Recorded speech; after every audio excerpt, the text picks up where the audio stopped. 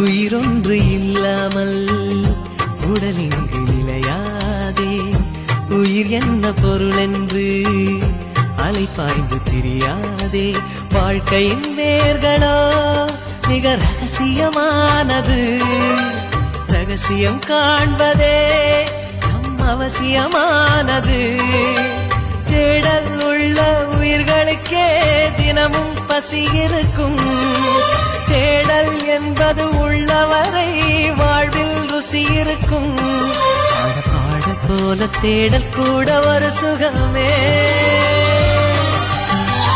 இசை பாடி வரும் இளம் காற்றுக்கு உருவமில்லை. காற்றலை இல்லை என்றால் ஒரு பாட்டொலி கேட்பதில்லை.